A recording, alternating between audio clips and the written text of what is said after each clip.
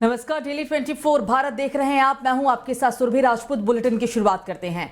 प्रधानमंत्री नरेंद्र मोदी ने आज तिरुवनंतपुरम का दौरा किया और इस दौरान पीएम मोदी ने केरल में इसरो प्रमुख एस सोमनाथ के साथ तिरुवनंतपुरम में विक्रम साराभाई अंतरिक्ष केंद्र का दौरा किया। यही नहीं, इसरो की बहुप्रतीक्षित स्पेस मिशन गगनयान की तैयारियों को लेकर भी पीएम मोदी ने समीक्षा की है। और इसके बाद पीएम मोदी ने भारतीय अंतरिक्ष अनुसंधान संगठन यानी इसरो की 3 नई सुविधाओं को भी राष्ट्र को समर्पित किया है। इसमें मुख्य बात यह है कि पीएम ने गगनयान कार्यक्रम के अंतरिक्ष यात्रियों के नामों की घोषणा की। इसमें एक अंतरिक्ष यात्री केरल का भी रहने वाला है। तो राज्यसभा चुनाव को लेकर पिछले कई दिनों से चल रही गहमागहमी के बीच आज 3 राज्यों की 15 सीटों पर जारी सुगबुहाटों पर विराम लगने वाला है। ये 3 राज्य हैं उत्तर प्रदेश, हिमाचल प्रदेश और कर्नाटक। यूपी की 10, कर्नाटक की 4, तो वहीं हिमाचल प्रदेश की 1 सीट पर मतदान शुरू हो गया है।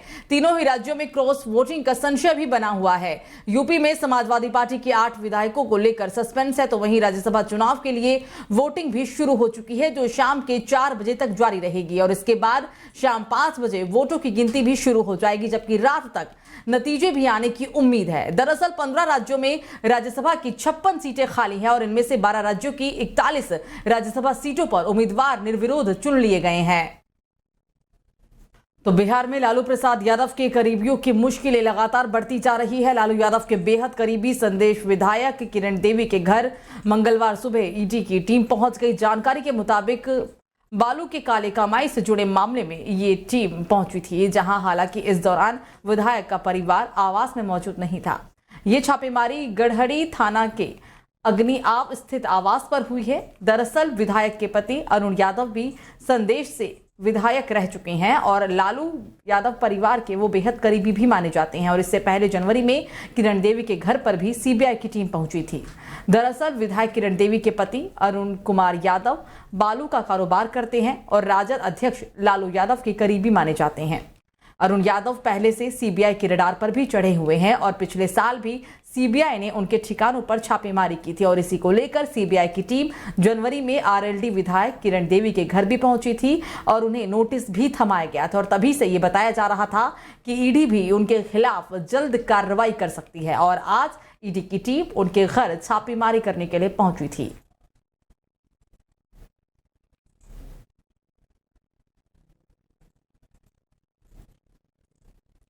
तो बिहार की मुख्य विपक्षी पार्टी राष्ट्रीय जनता दल के नेता तेजस्वी यादव के जनविश्वास यात्रा के दौरान सुरक्षा में तैनात एक एयर एस्कॉर्ट वाहन की एक कार से टक्कर हो गई। पुलिस के एक अधिकारी ने कहा है कि इस हादसे में वाहन चालक की मौत हो गई है, जबकि 6 लोग पुलिसकर्मी समेत कुल मिलाकर 9 लोग घायल हैं। पुलिस अधीक्षक उपेंद्र नाथ वर्मा ने हादसे की पुष्टि करते हुए बताया है कि सभी घायलों को इलाज के लिए राजकीय मेडिकल कॉलेज एवं अस्पताल में भर्ती करवाया गया है। बताया जा रहा है कि कार और एस्कॉर्ट गाड़ी में टक्कर होने के बाद बीएमपी के 6 जो जवान थे वो गंभीर रूप से घायल हो गए थे। हादसे में कार सवार 3 लोगों को भी काफी चोटें आई हैं। दुर्घटना के बाद कार का एयरबैग खुल जाने की वजह से कार सवार लोगों को ज्यादा चोट नहीं आ पाई और सभी वो खतरे से बाहर भी हैं। सभी का इलाज राजकीय मेडिकल कॉलेज अस्पताल में कराया जा रहा है।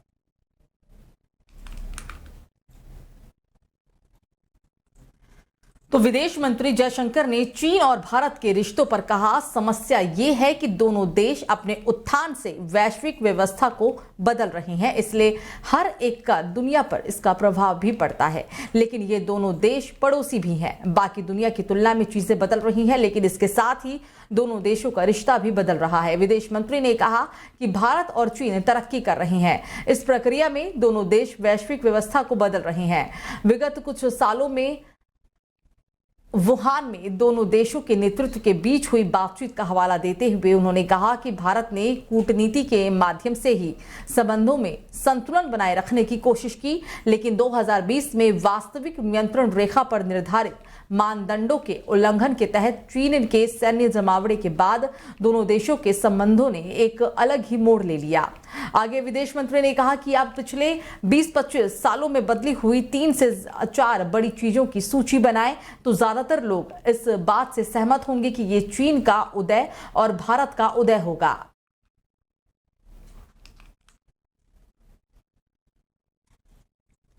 तो संदेश खाली मामले में पश्चिम बंगाल की ममता बनर्जी सरकार की मुश्किलें कम होने का नाम नहीं ले रही है और अब ममता बनर्जी के कट्टर विरोधी कहे जाने वाले आईएसएफ विधायक नौशाद सिद्दीकी मंगलवार सुबह संदेश खाली जा रहे थे और इसी दौरान पुलिस ने उन्हें रोक लिया और बाद में उन्हें गिरफ्तार भी कर लिया गया। जानकारी के अनुसार आईएसएफ विधायक सिद्दीकी संदेश खाली पीड़ित महिलाओं से मुलाकात के लिए जा रहे थे और इस दौरान आईएसएफ विधायक को रोकने के लिए साइंस सिटी के पास पश्चिम बंगाल पुलिस को तैनात किया गया था। इसके बाद पुलिस और विधायक के बीच काफी नोकझोंक भी हो गई और बाद में कोलकाता पुलिस ने उन्हें गिरफ्तार कर लिया।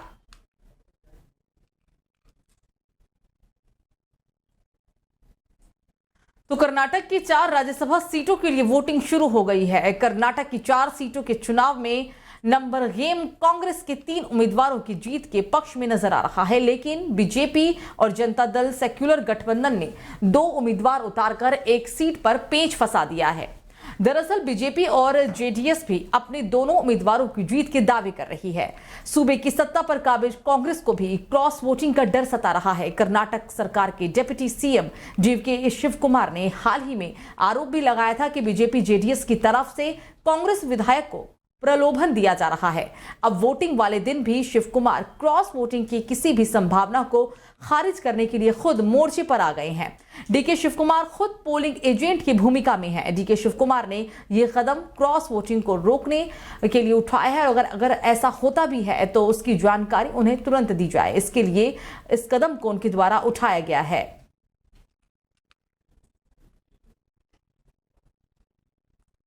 तो संभल से समाजवादी पार्टी के सांसद शफीकुर रहमान बर्क का आज 94 साल की उम्र में निधन हो गया। उन्होंने मुरादाबाद के सिद्ध हॉस्पिटल में अंतिम सांस ली। आपको बता दें कि पिछले कुछ समय से उनका स्वास्थ्य खराब चल रहा था। उन्हें शारीरिक कमजोरी और लूज मोशन के चलते अस्पताल में भर्ती करवाया गया था। डॉक्टरों ने उन्हें किडनी में इन्फेक्शन की समस्या बताई थी। उन्होंने चौधरी चरण सिंह के साथ राजनीति की शुरुआत भी की थी। अब वहीं वो बाबरी मस्जिद एक्शन कमेटी के संयोजक भी रहे थे। उन्हें देश भर में मुस्लिमों की आवाज बुलंद करने और ईमानदार छवि होने के लिए जाना जाता था। उन्होंने समाजवादी पार्टी के गठन के समय भी मुलायम सिंह यादव के साथ मिलकर काम किया था और वो सपा के फाउंडर भी कहलाते थे। वर्तमान में संभल से सपा के सांसद बर्क 5 बार लोकसभा चुनाव में अपनी जीत दर्ज करा चुके थे। तो राहुल गांधी के नेतृत्व में कांग्रेस की भारत जोड़ो न्याय यात्रा इस समय उत्तर प्रदेश में है। इस दौरान राहुल गांधी ने अलीगढ़ यूनिवर्सिटी पहुंचकर छात्राओं से मुलाकात की और साथ ही उन्होंने शैक्षणिक संस्थानों में महिलाओं से शिक्षा, हक और अभिव्यक्ति जैसे मुद्दों पर छात्रों से बातचीत की है। इस दौरान जब एक छात्रा ने राहुल गांधी से पूछा कि अगर वो भविष्य में देश के प्रधानमंत्री बनते हैं तो ऐसे में महिलाओं के हिजाब पहनने को लेकर उनकी क्या राय है। इस पर राहुल गांधी ने कहा कि मेरा मानना है कि महिलाएं जो भी पहनना चाहती हैं वो पहनने का उनको पूरा अधिकार है। ये पूरी तरह से महिलाओं पर निर्भर करता है कि वो क्या पहनना चाहती हैं। राहुल ने कहा कि मेरी राय है कि महिलाएं क्या पहनती है ये उनकी जिम्मेदारी है। उन्हें क्या पहनना है या क्या नहीं पहनना है ये उनका ही फैसला है। मुझे नहीं लगता कि किसी और को यह तय करना चाहिए कि महिलाओं को क्या पहनना चाहिए।